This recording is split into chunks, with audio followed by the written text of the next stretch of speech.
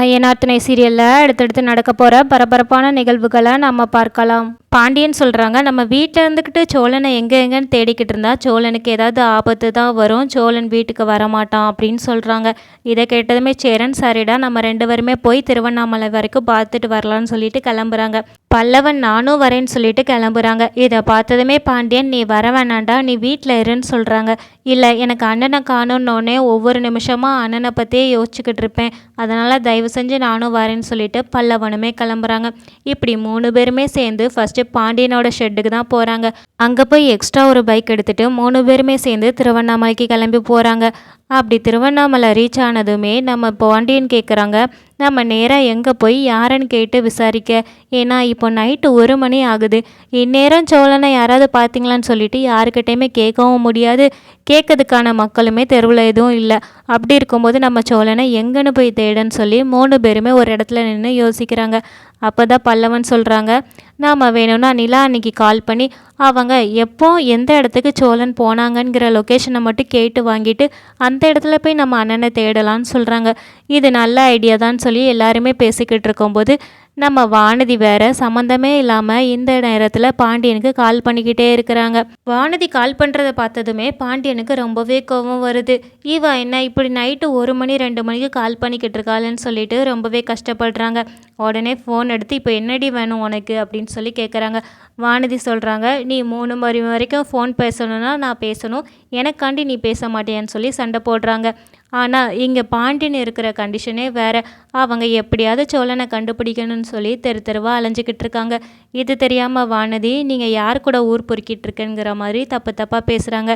இதை கேட்டதுமே பாண்டியனுக்கு கோவம் வந்து ஃபோனை தூக்கி எரிஞ்சிருந்தாங்க. ஃபோன் ஆஃப் ஆகிடுது. உடனே சேரன் கேட்குறாங்க, யாருடா ஃபோனில், எதுக்கு இவ்வளோ கோவப்பட்டுட்டு ஃபோனை தூக்கி எறியுத அப்படின்னு சொல்லி. இல்லை, ஒரு கிளைண்ட் தான் அப்படின்னு சொல்லி சமாளிக்கிறாங்க. யாராக வேணால் இருக்கட்டும்டா, அதுக்கு நம்ம உழைச்சி வாங்கின ஃபோனை இப்படி தூக்கி எறிவியா அப்படின்னு சொல்லிட்டு திட்டிட்டு அடுத்து என்ன பண்ணுறது எங்கே போகிறதுன்னு தெரியாமல் 3 பேருமே ரொம்பவே குழப்பமாகி ரோட்டில் நிற்கிறாங்க. அதே சமயம் இங்கே நிலா எப்படியாவது சோழன் வீட்டுக்கு வந்துடணும்னு சொல்லிட்டு கடவுளை வேண்டிக்கிட்டு இருக்காங்க. அப்போது வெளியில் போன மனோகரும் தாஸும் வீட்டுக்கு வராங்க. அவங்கக்கிட்ட ஓடி போய் நிலா கேட்குறாங்க, இந்த மாதிரி சோழன் கிடச்சிட்டாங்களா, அவங்க கிடைக்கிறதுக்கான வாய்ப்பு இருக்குதா, நீங்கள் எங்கேப்பா போயிட்டு வந்தீங்கன்னு சொல்லிட்டு கேட்குறாங்க.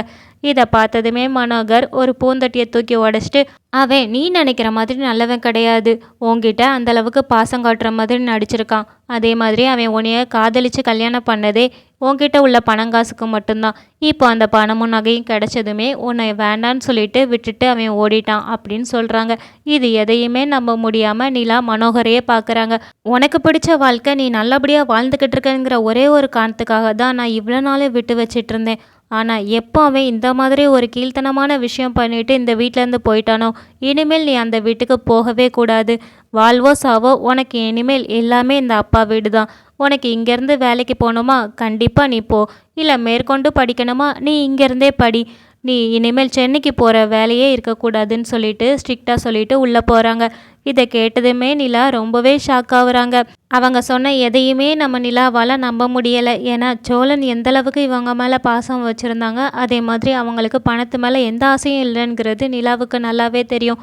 அதனால் இது எதையுமே நம்ப முடியாமல் அவங்க திகச்சு போய் நிற்கிறாங்க. இங்கே சோழனை கடத்தி வச்சுருந்த அடியாட்கள் நைட்டு இவ்வளோ நேரம் ஆனதுனால இவனால் எங்கேயுமே தப்பிக்க முடியாதுன்னு நினச்சி எல்லாருமே தண்ணி அடிக்கிறாங்க.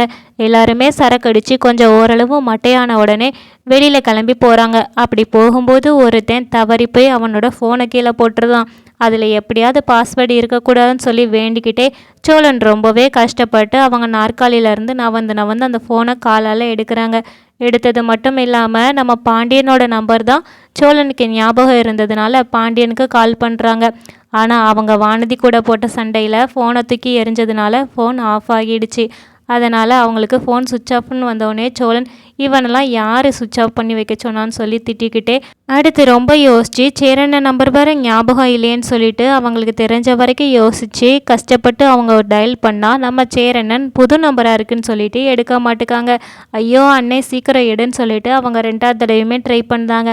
அப்போது நம்ம சேரனன் வந்து ஃபோனை கட் பண்ண போகிறாங்க முதல் தடவை மாதிரியே. பாண்டியன் எதுக்கு இந்நேரத்தில் கால் பண்ணுறாங்க, ஏதாவது அர்ஜெண்ட்டாக இருக்க போது எடுன்னு சொன்ன உடனே நம்ம சேரனனும் எடுக்கிறாங்க. எடுத்து வேற யாருன்னு நினச்சிட்டு ரொம்ப சலிப்பாக பேச ஆரம்பிக்கும் போது தான் தெரியுது அந்த சைடு பேசுகிறது சோழன் அப்படின்னு.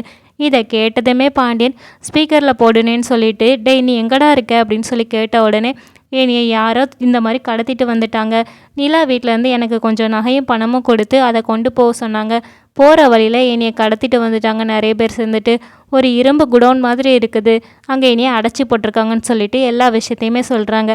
அப்போ பாண்டியன் கேட்குறாங்க, சரி நீ எந்த இடத்துல இருக்கன்னு சொல்லி கரெக்டான இடத்த சொல்லேன் அப்படின்னு சொல்லி கேட்குறாங்க. எனக்கு தெரியலடா அப்படின்னு சொல்கிறாங்க. கொஞ்சம் யோசித்து பார்த்து சொல்லுடா அப்படின்ன உடனே, காலையில் இவங்கள ஒரு இடத்துக்குன்னு சொல்லி அனுப்பியிருப்பாங்கள்ல, அந்த வழியை சொல்கிறாங்க. இந்த மாதிரி ஒரு ஜங்ஷன் அது பக்கத்தில் தான் இருக்கேன் அப்படின்னு சொல்லிட்டு எல்லாத்தையுமே சொன்னோடனே, சரிடா நீ இரு நாங்கள் அந்த பக்கத்தில் தான் வாரோன்னு சொல்லிட்டு பாண்டியன் இங்கேருந்து கிளம்புறாங்க. சோழன் சொன்ன இடத்துக்கு அண்ணன் தம்பி 3 பேருமே தேடி போகிறாங்க.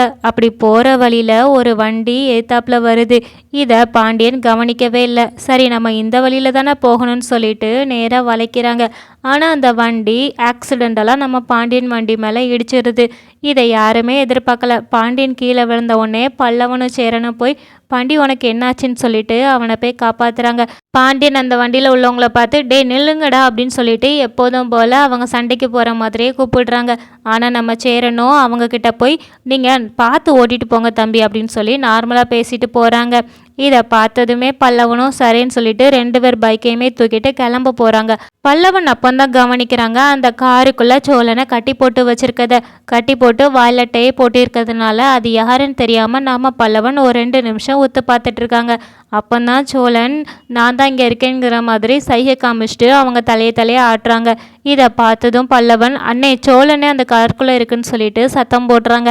இதை பார்த்ததுமே நம்ம சேரனே, நிஜமாக தான் சொல்கிறியா அப்படின்னு சொல்லி கேட்குறாங்க. ஆமாண்ணே நான் சோழன் அண்ணன் தான் உள்ளே பார்த்தேன்னு சொல்லிட்டு அதுக்கப்புறம் 3 பேருமே அந்த காரை ஃபாலோ பண்ணி போகிறாங்க. நம்ம பாண்டியனுக்கும் சோழனுக்கும் அண்ணன் தம்பி சண்டை வச்சா ஆஸ்கார் அவார்டே வாங்குவாங்க. அப்படிப்பட்ட பாண்டியன் சோழனுக்காக உயிரே கொடுத்து அந்த கார் முன்னாடி போய் காரை தடுத்து நிறுத்துதாங்க. இதை பார்த்ததுமே அந்த அடியாட்கள், யாருடா நீ கார் முன்னாடி வந்து விழுந்து சாவ போறியான்னு சொல்லிட்டு வந்து திட்டுறாங்க. சாக போகிறது நான் இல்லடா அது நீதான்னு சொல்லிட்டு பாண்டியன் வர எல்லாத்தையுமே அடித்து விரட்டுறாங்க. அது மட்டும் இல்லாமல் பல்லவனையுமே நிறைய பேர் அடிக்க வராங்க.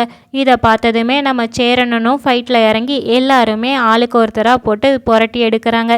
எல்லா அடியாட்களையுமே அடித்து விட்டுட்டு அதுக்கப்புறம் நம்ம சோழனை போய் காப்பாற்றினதுமே சோழன் எல்லாரையுமே கட்டிப்பிடிச்சி, நீங்கள் வரலன்னா நான் என்னாவேனே தெரியாதுன்னு சொல்லிட்டு ரொம்பவே வருத்தப்பட்டு அழுகுறாங்க. சரிடா இப்போ தான் நாங்கள் வந்துட்டோம்ல, ஒரு பிரச்சனையும் இல்லைன்னு சொல்லிட்டு சோழனுக்கு சமாதானம் சொல்கிறாங்க. இப்படி எல்லாருமே சோழனை காப்பாற்றிட்டோங்கிற ஒரு நிம்மதி பெருமூச்சு விடுறதுக்குள்ளேயே ஒரு அடியால் பின்னாடி இருந்து சோழனை கத்தியால் குத்திட்டான். இதை யாருமே கொஞ்சம் கூட எதிர்பார்க்கல. சோழனுக்கு அடிபட்ட உடனே நம்ம பாண்டியன் மறுபடியுமே அந்த அடியால் ஏன் அன்னை மேலேயே கை வச்சேன்னு சொல்லிட்டு அந்த ஆளுக்கு ஒரே மிதி தான். அதுக்கப்புறம் நம்ம சோழனை காப்பாற்றணுமேன்னு சொல்லிட்டு இவங்க எல்லாருமே சோழனை கூட்டிகிட்டு ஹாஸ்பிட்டல் கிளம்பி போகிறாங்க. அப்படி போகிற வழியில் தான் நிலாவுக்கு கால் பண்ணி சோழன் கிடச்சிட்டான், ஆனால் இந்த மாதிரி காயம் பட்டிருக்கு, நாங்கள் அதனால் ஹாஸ்பிட்டல் கூப்பிட்டு போகிறோன்னு சொல்லிட்டு போகிறாங்க. இதை கேட்டதுமே நிலா ரொம்பவே ஷாக்காகி ஹாஸ்பிட்டலுக்கு கிளம்புறாங்க. அப்போ மனோகர், நீ அங்கெல்லாம் போகக்கூடாது, அவன் இதை ஒரு நடிப்பாக தான் நடிச்சுக்கிட்டு இருக்கான், அவன் குடும்பத்துக்கு விஷயம் தெரிஞ்சதுன்னொன்னே இதை நடிக்க தான் செய்வான் அப்படின்னு சொல்லி தடுக்கிறாங்க. ஆனால் நிலாவுக்கு இதை நம்ப தோணலை.